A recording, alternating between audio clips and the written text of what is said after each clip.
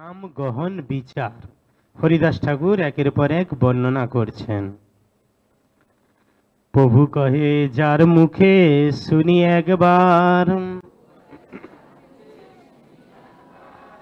কৃষ্ণ নাম সেই পূজ্য শ্রেষ্ঠ সবাকার। গৌরাঙ্গ মহাপ্রভু বলছেন যে যার মুখে শুনি একবার, যে একবার ভগবানের দিব্য নাম হরে কৃষ্ণ কৃষ্ণ কৃষ্ণ হরে হরে, হরে রাম রাম রাম হরে হরে, যে একবার ভগবানের নাম করেন, বলা হচ্ছে সে পূজ্য, সে শ্রেষ্ঠ। যে একবার হরিনাম জপ করবে তাকে মহাপ্রভু বলছেন যে শ্রেষ্ঠ, সে পূজ্য, সে সম্মানীয়। কিন্তু আমরা চিন্তা করি আমি অনেক বড় ভক্ত, এ অভক্ত। না, এরকম করা মানে অপরাধ। প্রতিটা জীব ভগবানের অংশ, তাকে ভালোবাসতে হবে। সে যাতে ভগবত ভক্তিতে এসে যায়, তাহলে তার জীবন সার্থক হবে। তাকে অনাদর করা উচিত নয়, কারণ সে যদি একদিন ভক্ত হয়ে যায় তাহলে সেই অপরাধটা, আমরা যে তাকে অনাদর করেছি অভক্ত বলে, সে অপরাধটা নিজেদের গায়ে লাগবে, তার ফল নিজেদের ভোগ করতে হবে। সেজন্য কাউকে সে একবার নাম করলেও গৌরাঙ্গ মহাপ্রভু যেমন বলছেন, তাকে সম্মান প্রদান করতে হবে, তাকে অনাদর করলে হবে না। অতএব যার মুখে এক কৃষ্ণ নাম, সেই তো বৈষ্ণব করিও তাহার সম্মান।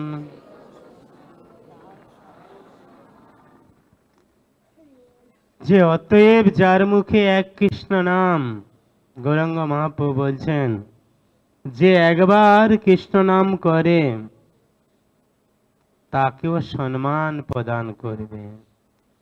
সেই জন্য তিনাদপি শ্লোক বলা হচ্ছিল না, অমানিনা মানদেন কীর্তনীয় সদাহরি, যে নিজের সম্মানের আশা করবে না, যে ব্যক্তি সম্মান পাওয়ার যোগ্য নয় তাকেও সম্মান প্রদান করবেন। তাহলে তো সে হরিনাম করতে পারবে, না হলে সে হরিনাম করার যোগ্যতা তার নেই। তাই ভাবে কে বৈষ্ণব, সেই কথা গৌরাঙ্গ মহাপ্রভু বললেন। তারপরে বলছেন বৈষ্ণব তর, যিনি নিরন্তর নাম করেন। কৃষ্ণ নাম নিরন্তর যাহার বদনে, সেই বৈষ্ণব শ্রেষ্ঠ ভজ তাহার চরণে। যে নিরন্তর যার বদনে কৃষ্ণ নাম, যে নিরন্তর কখন সে জপ করতে পারবে? যখন নাম অপরাধ, যে 10টা নাম অপরাধ আছে, 10টা নাম অপরাধ এড়িয়ে চলবে, অমনোযোগ সহকারে জপ করা ত্যাগ করবে, 4টে নিয়ম ভালো করে পালন করবে, ভালো করে ভগবানের সেবা করবে। সেবাতেও 32 রকম অপরাধ থাকে, তাকেও এড়িয়ে চলবে। মানে সব কিছু যখন সে ভালোভাবে করতে পারবে, তখন সে ভালোভাবে কৃষ্ণ নাম জপ করতে পারবে। তা সেই কথাই বলছেন, সেই বৈষ্ণব শ্রেষ্ঠ ভজ তাহার চরণে। আমরা কি করলাম? কোন রকম মেকআপ করে দিলাম, কিন্তু না, আর এদিকে চিন্তা করছি আমি বিশাল বড় বৈষ্ণব, কিন্তু প্রকৃতপক্ষে তা নয়। বৈষ্ণব হতে হবে, আচরণ করতে হবে। তারপর গৌরাঙ্গ মহাপ্রভু বলছেন যাকে দেখলে মুখে যে কৃষ্ণ নাম আসে, তিনি হচ্ছেন বৈষ্ণবতম।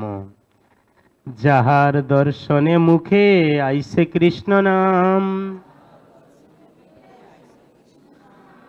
তাহারে জানিও তুমি বৈষ্ণব প্রধান। যাকে দেখলে মুখে কৃষ্ণ নাম আসে, মানে প্রভুপাদ বলছেন আমাদের ইস্কনের ভক্তদের দেখলে মুখে কৃষ্ণ নাম আসে, এই হরে কৃষ্ণ, দেখা হলেই অন্যজন বলবে দেখো হরে কৃষ্ণ যাচ্ছে। আর একে অপরের সঙ্গে তার সঙ্গে দেখা হলে কি বলা হয়? হরে কৃষ্ণ। তা যাই হোক, আমরা শুদ্ধ হতে পারি না পারি, চেষ্টা করতে হবে আমাদের শুদ্ধ হতে, যে তাহলে যাকে দর্শন করলে মুখে কৃষ্ণ নাম আসে সে হচ্ছে বৈষ্ণব প্রধান। তো এইভাবে গৌরাঙ্গ মহাপ্রভু তিনি বর্ণনা করছেন।